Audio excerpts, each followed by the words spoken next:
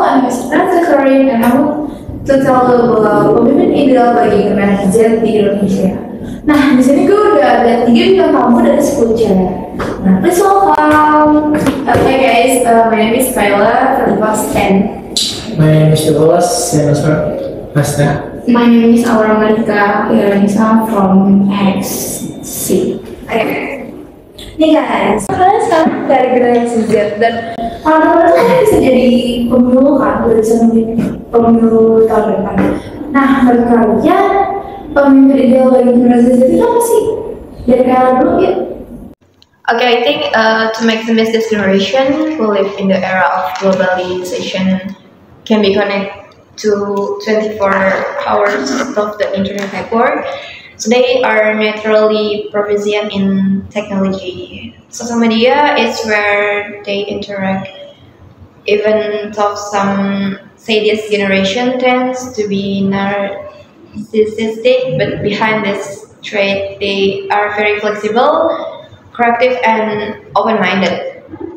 Managing Generation Z requires a new style of management and leadership that can mobilize this generation into hopeful agents of change.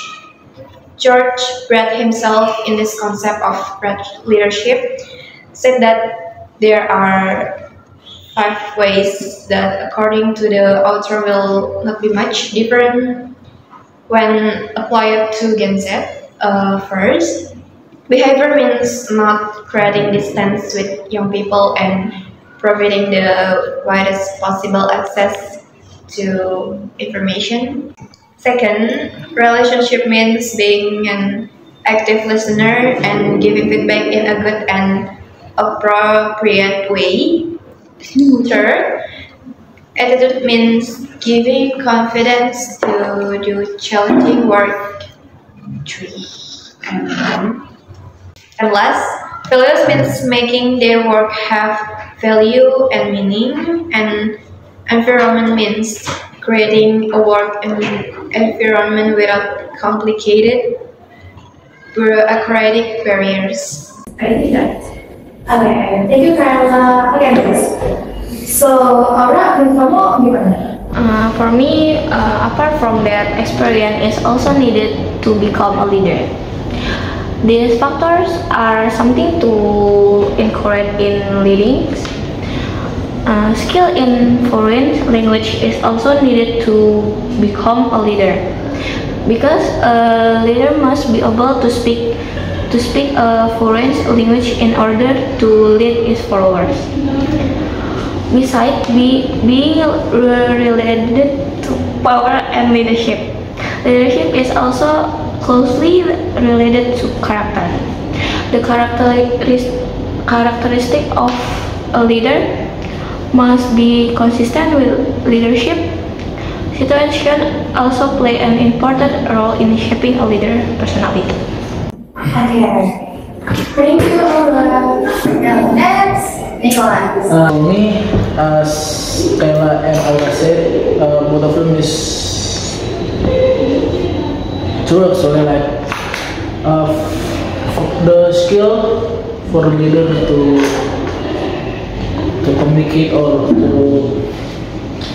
to become a leader of this generation as Gen Z is you have to adapt with the environment, because there's something always new every year, every day, every month.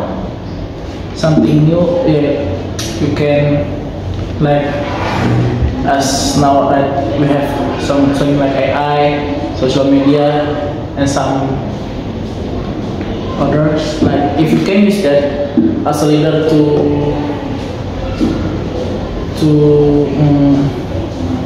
communicate with your people, you can really get a voting from us. Like, you have to become creative more and more, and the more you're not creative, people will be get bored to you as the leader. And the skill to have a skill and to have a skill that can speak foreign language. As you know, right now Indonesia is really in a one of a big country in Asia, as I can say. That's why the leader really have some really good skill in foreign language like some English, Mandarin, and all of it. Because in the future Indonesia will have some kind of relationship with another country that can make it stronger country. Maybe that's all. Ini, oke. Karena itu, kita di Indonesia itu ada calon presiden, ada 3 capres ya. Yang kita tahu itu ada siapa aja. Nah, kebetulan yang cocok di pemimpin ideologi Indonesia itu siapa sih? Dari pribadi sih kayaknya. Siapa ya? Kayaknya ini deh.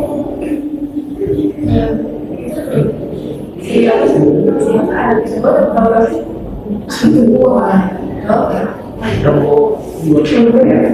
Nomor 2 deh. Kalau nggak perlu disebut ya. Dikit aja gitu. Oke. Mbak, selanjutnya deh. Coba kalau Aura ke siapa? Aku juga lebih prefer ke nomor 2 juga sih. Terus nomor 2 juga nih? Aduh, sebenarnya udah susah ya. Karena kan semua yang dari semua dari partai-partai yang kita tahu itu dari presiden sekarang itu partai semua cukup bagus jadi pasti juga saya bingung. Mungkin saya akan nomor 1 lah ya. Oh, jadi nomor 1. Baik ya. Oke. Nah, kenapa sih kalian pilih nomor 2 sama 1 ini? Sebenarnya kalau kita pilih kenapa ini ya nggak tahu ya, karena kan milih itu tuh berdasarkan karena orang yang pengen menjabat apa ya, kayak fans apa sih pemimpin yang pemimpin sebenarnya yang pengen pilih itu kan antara mereka semua gitu. Yang sebelumnya nih, jadi yang sebelumnya nih, jadi aku pilih mereka. Ikut karena ikut awalnya cukup. Terus juga karena tahu kayak di sosial media juga banyak banget yang beritain tentang kinerjanya wakil calon presiden, kayak kinerjanya gimana gitu. Terus juga sebelumnya kan calon presiden sendiri itu kan dia sudah beberapa kali menjabat ya, menjadi caleg gitu. Sudah capres sudah beberapa tahun berkali-kali itu, dan juga pernah di umur gitu. Jadi mungkin ini memang udah rezekinya gitu. Itu sih dari pribadi aku. Kan tadi awal juga milih nomor 2 ya. Nah, pendapatnya itu sama kayak karena aku beda nih. Sebenarnya sama juga sih, tapi ditambah sama pengalaman capres nomor 2 yang kayak dengan kemiliterannya. Jadi yang kayak kalau soal buat berkepemimpinan tuh kayak nggak usah dilakukan lagi kayak gimana. Tapi kalian nggak tahu kalau sebenarnya itu si nomor 2 ini sebenarnya emang apa ya? Calon nomor 2 itu presiden nomor 2. Iya, dan karena itu juga sih kayaknya milih gitu. Tapi tapi bukannya kita tahu kalau nggak pas Indonesia dipimpin oleh presiden nomor 2 itu Indonesia jadi kacau ya. Enggak dong, tapi kan kacau dong. Tapi kan ini kan nggak semua, maksudnya kan ini kan cuma dari kayak sila keluarganya kan, nggak semua orang kan sama gitu. Kita juga kayaknya bukan berarti karena bapaknya itu presiden sama tempat. Nggak kayak gini, mungkin emang waktu si calon enggak pas presiden kedua ini menjabat negaranya kurang bagus dipimpinnya, mungkin juga buat capres nomor 2 ini bisa membuat lebih baik lagi sih. Ya, jadi bisa belajar dari kesalahan dari referensi. Tapi kalian nggak tahu kalau ada kejadian yang sampai kayak presiden kedua, kayak bisa apa ya? Ya kayak apa sih namanya yang turun itu ya apa sih? Sampai berapa tahun itu penjara? Oh ini apa periode Iya, sampai kayak bisa. dulu. Kalian nggak tahu kayak gitu lagi? Enggak sih. Kayak gini sih, simpelnya sebelum milih ya, kalian tanggapin dulu yang kalian pilih mana itu juga yang nentuin masa depan Indonesia itu. Kalau buat aku sih, aku yang nomor 2 untuk saat ini doang gitu loh. Iya. Ya. Yang penting sekarang punya pilihan dulu, tapi nanti kalau misalnya emang salah satu dari capres yang menunjukin progres yang lebih bagus, ya itu bisa dipertimbangkan lagi. Jadi ngerti gak sih? Jadi bahan pertimbangan lagi gitu. Jadi kayak kalau masih ada waktu kita harus kita cari informasi gimana sih dia gitu. Oke, selanjutnya juga informasi apa tuh ini? Nomor 1 di ada sebenarnya nomor 2. Kan sih gampang aja ya, karena kan setiap capres pasti ada karyanya, kayak misalnya paslon nomor 2 itu kan karyanya di dunia pemiliteran ya. Iya. Ini mana menurut gue kenapa gue milih nomor 1 itu karena yang Indonesia butuhkan sekarang itu semua bukan dari militer tapi dari pendidikannya, yang dimana tuh paslon nomor 1 itu punya yang bentuk keahlian itu dari pendidikannya, dari yang dia udah mulai ke beberapa kampus melakukan seminar di kampusnya. Capres nomor 2 juga punya punya apa namanya universitas. Makanya kalau kita tinggalkan dari kepala dulu nih jadi orang dulu. Susah ya.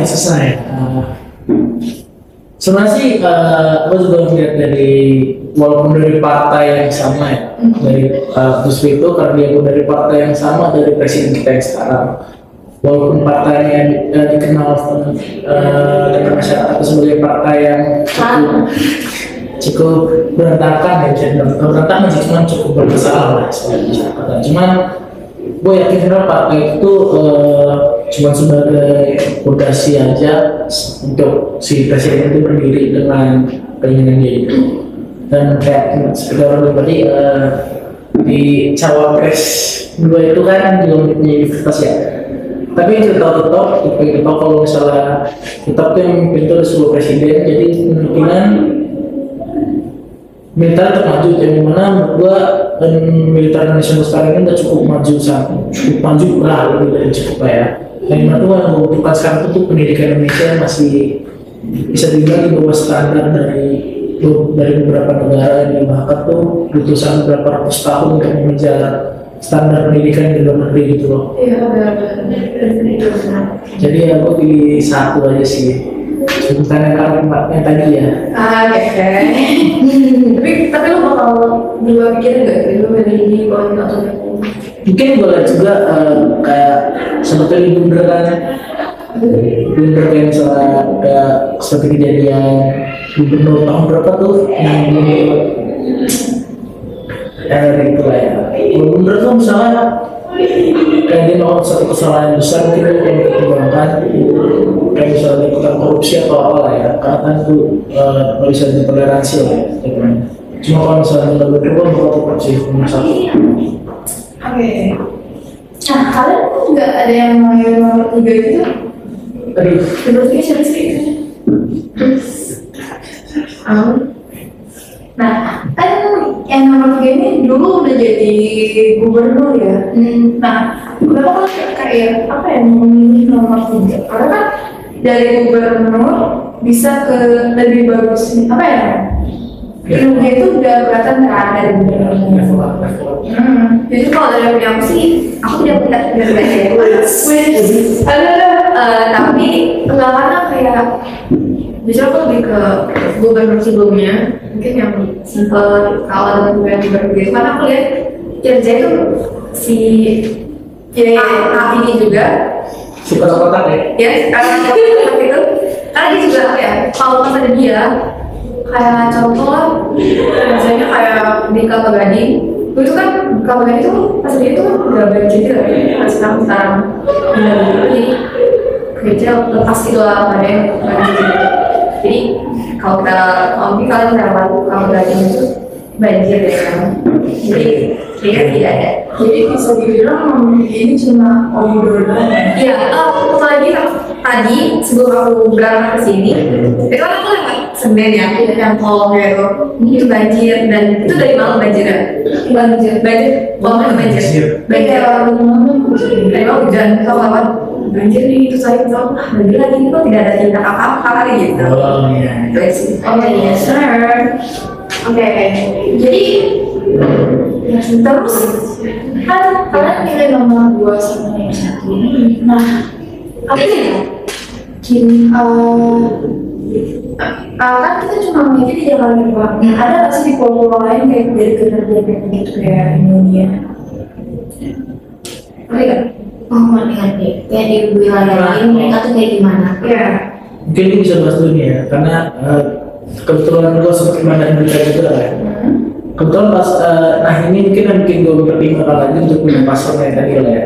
Karena paslon 1 ini tuh sempat melakukan sebuah bicara, sebuah omongan, sebuah headshot itu lah dia melakukan suatu kata. Kalau misalnya ada tuh bilang secara intinya gini, IKN itu tuh sebenarnya kan IKN ya. Iya. Paslon 1 itu bilang kayak IKN itu sebenarnya gak terlalu digunakan ya, bisa bilang gak terlalu dibutuhkan. Karena aku sebenarnya gak setuju, karena dari pembangunan IKN itu tuh salah satu cara sebagai pemerataan kota ya. Cuman kita tahu bahwa hampir 50% ke atas Indonesia itu tinggal di Pulau Jawa. Iya. Buat Pulau Jawa itu sebagai salah satu pulau terpadat, bahkan di Asia pun itu salah satu pulau terpadat. Jadi dengan dibangunnya IKN yang pindahnya ibu kota itu menurut gue salah satu ide yang cemerlang. Di mana misalnya paslon 1 ini nggak lanjutin lagi, misalnya kepilih tidak melanjutkan proyek IKN ini, itu bakal sayang banget sih menurut gue. Proyek ini kan. Oke, kalau hubungan ini sebenarnya ada hubungan juga ya sama yang gue pilih ya, karena itu kan ada wakilnya itu ada hubungannya sama presiden sekarang kan. Nah mungkin bisa minta pendapat dan melanjutin proyek yang ada sekarang gitu. Tapi beneran kayak bener yang dikata Niko sih, kalau misalnya Madrajur tuh bener sayang banget, karena ya kayak emang di sana tuh emang udah bekerjanya kayak udah tinggal dipindahin aja nggak sih? Iya. Itu kalau misalnya dilanjutin sama beberapa cawapres yang bakal menjabat tahun depan tuh kayak sangat disayangkan banget sih. Oke, setelahnya diberikan Niko sama Aurel sama Kayla. Oh iya, satu lagi apa? Dengan dipindahnya ibu kota dari Jakarta ke Kalimantan tuh menurut aku tuh kan kayak jadi kan banyak banget kan yang kayak orang dari kampung tuh sebenarnya ke Jakarta yang membuat Jakarta padat kan. Dengan dipindahnya wali kota apa ibu kota tuh jadi yang kayak di Jakarta itu lebih kayak nggak di Jakarta semua gitu loh. Jadi yang belum dapat pekerjaan tuh karena sekarang di Jakarta tuh lowongan kerja tuh kayak hampir sedikit banget deh sih, karena karena kayak udah dari orang Jakarta yang kerja di Jakarta, dari luar Jakarta, terus yang kayak kalau saya pindah ke Kalimantan tuh lebih memperbanyak kayak lowongan kerja biar kayak angka kemiskinan di Indonesia tuh menurun gitu loh. Tapi kalau misalnya walaupun ada lowongan pekerjaan di Kalimantan, tetap aja masuk kalau bisa ada korupsi, tetap aja kemiskinan di Indonesia itu tetap aja di apa-apa. Iya juga sih. Korupsi ini harus milih pemimpin yang bisa mengatasi korupsi gitu aja. Tapi ada korupsi itu Oke. Nah, kan kita membahas tentang pemindahan ibu kota doang. Nah, sekarang ada nggak sih program kerja di salah satu capres itu yang kayak dari ke Papua, Sumatera, gitu gimana? Juga kayak itu tuh harus sih, karena banyak yang di sekarang tuh mungkin bisa diambil lah ya sama paslon dari capres gue ini. Kan dia memang di kemiliteran yang mana lagi dibutuhkan banget di Papua, dan Papua kan sedang berusaha merdeka ya, kita tahu ya. Jadi bisa difokuskan sih dulu kalau kita kehilangan satu pulau lagi kayak di tahun berapa itu kita kehilangan timur lah ya, kita kehilangan timur sudah merdeka sendiri sekarang, jadi sangat disayangkan. Jadi mungkin dengan terpilihnya capres nomor 2 bisa membuat Papua tidak berusaha merdeka mungkin ya, itu aja sih Papua. Jadi kalau sama dari sih kayak yang harus diubah lagi, yang harus ditingkatkan lagi itu kayak pendidikan di Papua gitu, karena banyak banget orang yang kayak misalnya orang dari kita pergi ke sana kayak melihat ya apa sih, memantau gitu, itu kayak banyak banget video di sosial media yang kayak orang satu susah banget, kayak buat makan aja tuh kayak susah, kayak susah pendidikan dia. Dan sekolah tuh kayak sesusah itu, bener kayak harus jalan jauh gitu. Iya, dan minimal pendidikan di sana ya. Nah kan bahas buat air. Nah kalau nomor 2 ini juga yang kayak udah mau membuka 11 mata air di beberapa daerah yang mata air yang kurang. Terus menurut aku juga yang kayak kalau misalnya di daerah-daerah terpencil kayak Papua gitu, itu yang harus ditingkatin itu teknologinya aja gak sih, yang kayak teknologinya untuk yang kayak biar mereka tuh lebih kebuka aja gitu pikirannya buat yang kayak bisa menyamakan dengan yang di Jakarta, buat yang kayak cari-cari referensi pelajaran kayak gitu.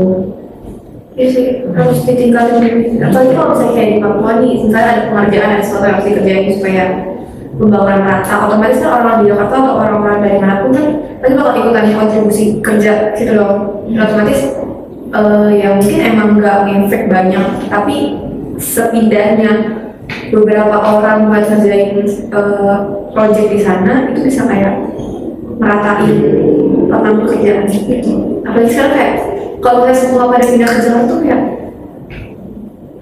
emang kan sekarang lagi musim hujan bisa pasang ya, kemudian makin banyak, terus pengguna air juga makin banyak, jadi tanah pasti makin turun dan dalamnya itu bisa tawar. Oke.